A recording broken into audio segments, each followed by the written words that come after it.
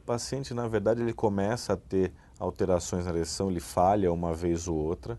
Isso começa a acontecer com uma certa rotina, isso daí a gente classifica como uma disfunção erétil, uma dificuldade em ter ou de manter a ereção, e daí esse paciente normalmente precisa de tratamento. O que acontece é que esses pacientes, cada vez que começam a ter uma disfunção erétil, isso só tende a piorar. Por quê? Isso gera ansiedade, o paciente tem mais dificuldade de ter ereção, entra num ciclo vicioso que o paciente acaba tendo uma falha com grande frequência. Não existe um critério a partir de quantas vezes seria classificado como uma disfunção erétil. A partir de quando incomoda o paciente, isso passa a ter uma disfunção importante.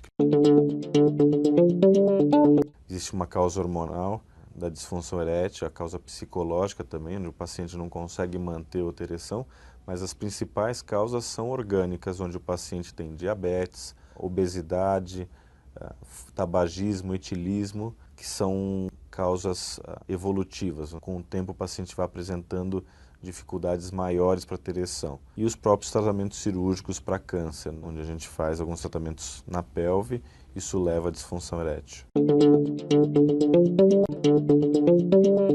A disfunção erétil é progressiva, isso a gente sabe tanto pela alteração hormonal como as alterações do nervo, da vascularização do pênis. Ao redor de 50 anos, 20 a 25% dos homens já têm uma disfunção erétil e com 70 anos, 50% desses pacientes têm uma disfunção erétil. Pacientes obesos, pacientes diabéticos, alcoólatras, têm maior dificuldade para ter ereção, a incidência é maior nesses grupos.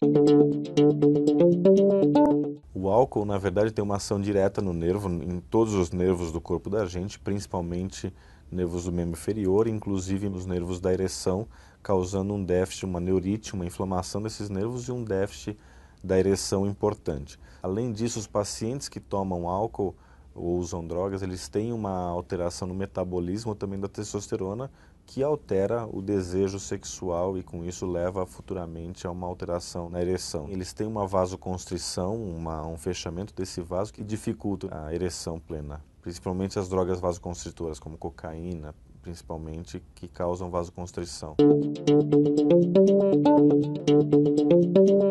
A testosterona não atua direto no mecanismo, ela tem uma atuação cerebral onde você aumenta o desejo sexual, causando com que o homem tenha um start, vamos dizer, um início mais rápido da ereção. A testosterona tem um problema, a partir dos 40 anos o homem perde testosterona. Estima-se que abaixa ao redor de 1% ao ano a testosterona. Consequentemente, todos os pacientes têm um certo grau de disfunção erétil a partir dos 40 anos. Pode acontecer de ter um grau de disfunção erétil ou de diminuição da libido, principalmente. Nós precisamos diferenciar duas coisas, na verdade. O paciente que tem alteração do desejo sexual e o paciente que tem disfunção erétil propriamente dita.